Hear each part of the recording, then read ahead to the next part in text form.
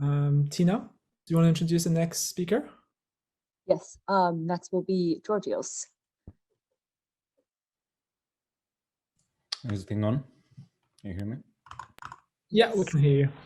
Okay, great. And now you can probably also see my screen.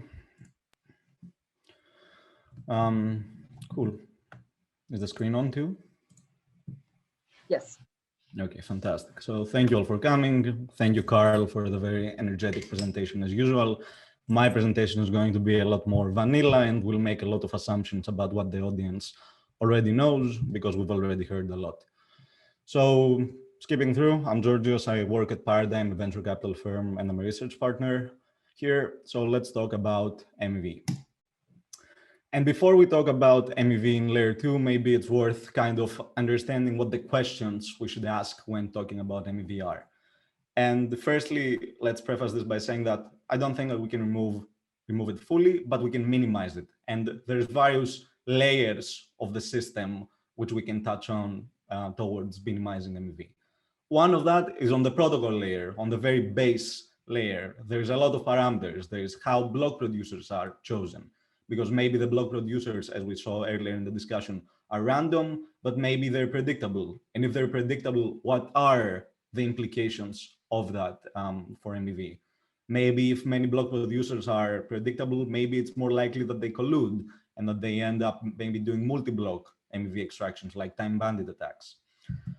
It's also another good question to ask is, are transactions in the clear? So are transactions submitted to the sequencer encrypted, or are they submitted clear text? If they're encrypted, what is the mechanism to decrypt them, and so on? With respect to ordering, who owns the ordering? Is it always the sequencer or the block producer or the miner that owns the ordering operation? Or is there some consensus enforced operation which randomizes transaction ordering? This is also very important.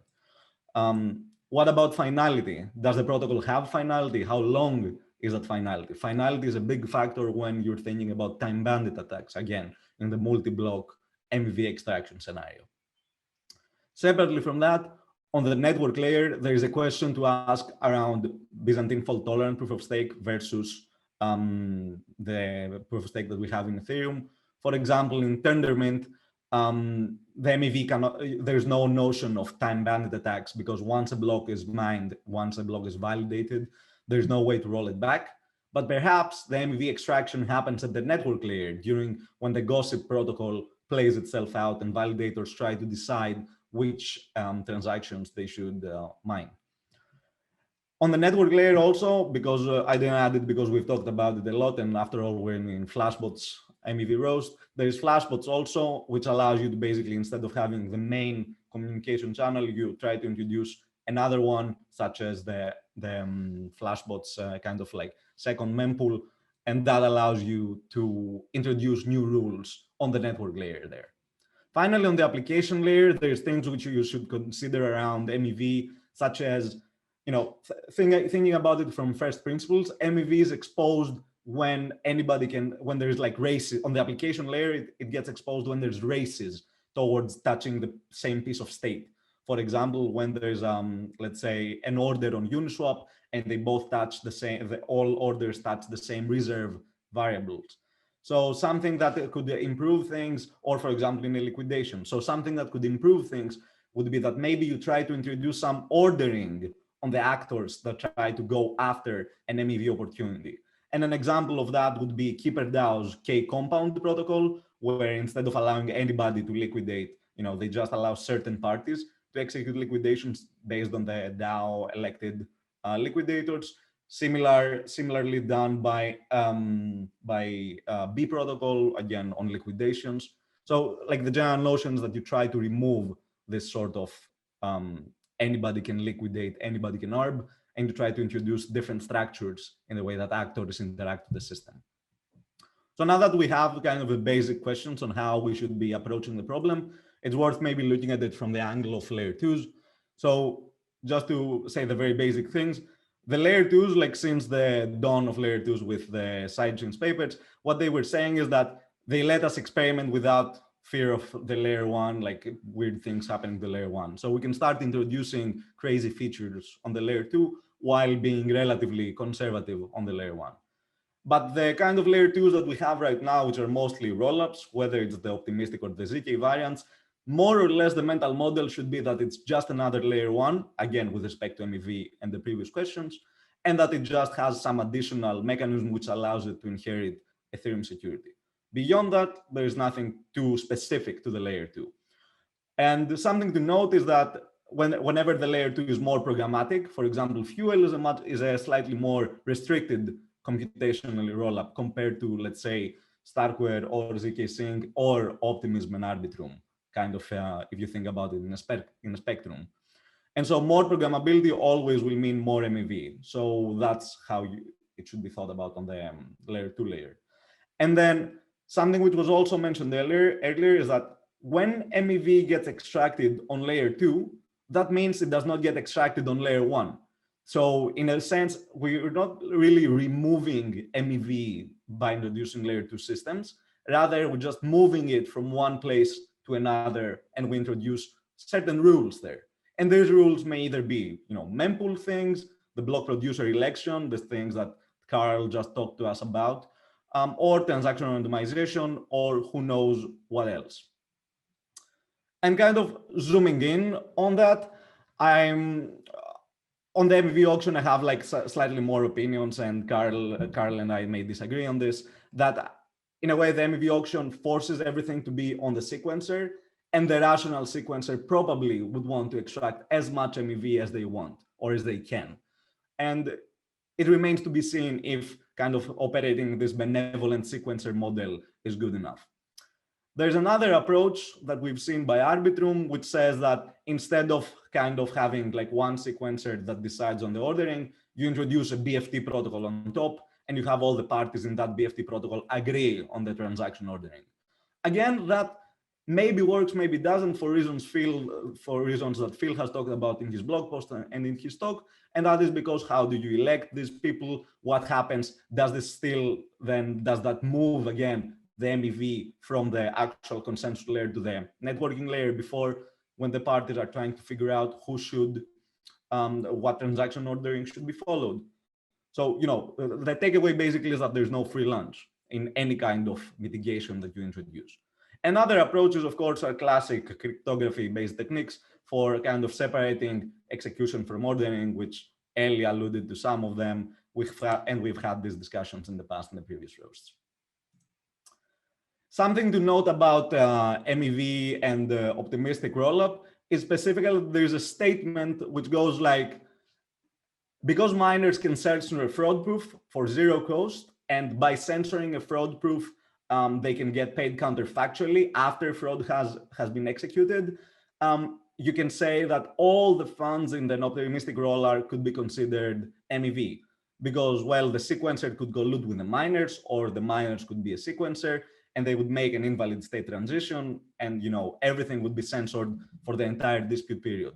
So if you're thinking about this completely in a vacuum, you're just thinking sequencer, miners, that's it, sure, I'll take it. But in crypto, there's lots of complex interactions, and we will see why this attack kind of collapses.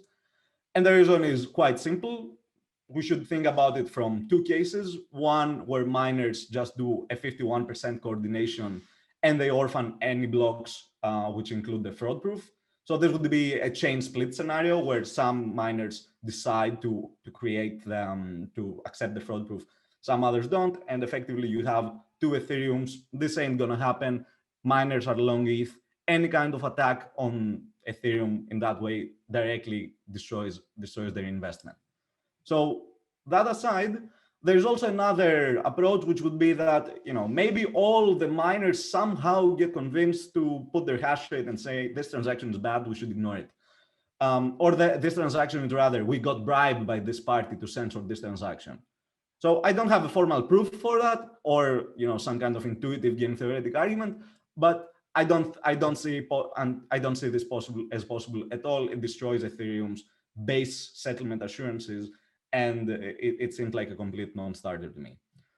So there's a very small nuance here that we just talked about transactions which would be good but get censored by miners, But what about transactions which are, let's say, bad? For example, somebody doing, let's say, money laundering on Optimism, and they want to withdraw these funds. So should miners accept a transaction that that allows a money launderer to exit their funds? And on that, I have no opinion. Ideally, if the base layer is properly distributed, this should never occur. Like the protocol behavior that is not able to distinguish here. But who knows what will happen, right? Like our understanding of blockchains evolves a lot over time. And just to kind of hint at things, because I know that we have a talk in the next MEV roast about Crosschain MEV, but just to kind of drive the point home, it's not just that the simplest systems and the most complex systems have various degrees of MEV, and of course with systems with various, with variant kind of degrees of composability or interoperability. But anytime any of these systems tries to talk with each other, it exposes MEV. And anytime a message is relayed from one place to another, there is a party that does this relaying. The relayer, you know, you call it whatever you want. And this relayer will have the ability to insert their own transactions, delay inclusion of your message, maybe reorder the transactions, and so on. So the question I pose to the audience is like, as blockchains start to become more complex and the interactions between them go up, will we be able to keep up with this complexity of MEV extraction? And how will our tools evolve on all this? And that was it. Thank you very much. And I'm happy to answer any questions, if any. Thank you, Georgios. Great talk. Any questions? Again, great presentation. No questions from ETHTV chat. Oh, Alex has a question. Yeah, but Justin, if you want to ask yours first, if you have any of the, yeah. I always have one question in my back pocket, just in case no one has questions. I'm happy to go after you, Alex. Go ahead. All right. So I'm still wrapping my head around layer 2. So thank you, Georgios. That was a great presentation. So I have a question related to layer 2 submitting the rollup batches that were with transactions within that layer 2 already sequenced within that rollup batch to the data availability layer, so Ethereum, or to a shard in Ethereum. And if someone is doing cross layer 2 arbitrage, would they be concerned about which rollup batch is processed first by the data availability layer, or does that not matter at all? In the sense where you care about the sequencing of which batch is submitted first between two different layer 2s. Does that make sense at all to you, or am I missing something here? So you're saying that there's two layer 2s, two sequencers, two data availability layers. Each one of the sequencers submit the data availability batch to their own system, and I am a party doing cross-chain arbitrage.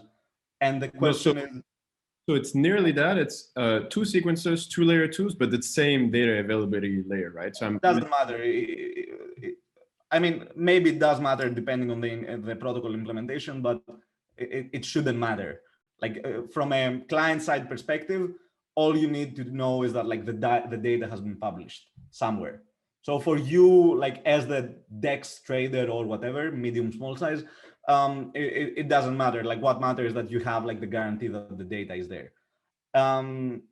Yeah, so from the perspective of the individual protocol, I don't think that you need to care much about what happens on the remote layer.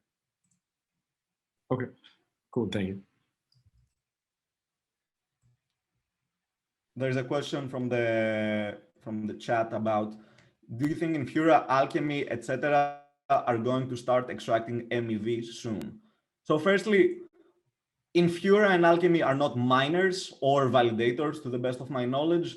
They are just node providers. So they don't have any specific roles in the system or the ability to reorder transactions in whatever way. Whether they would do, there's maybe like a dark scenario in which, you know, Infura just starts censoring transactions or start copying traders that use it. That's one possibility, but in reality, all the kind of legit traders, they use their own nodes and they have, you know, like proper peering with peers that are well peered and so on. So no, definitely not.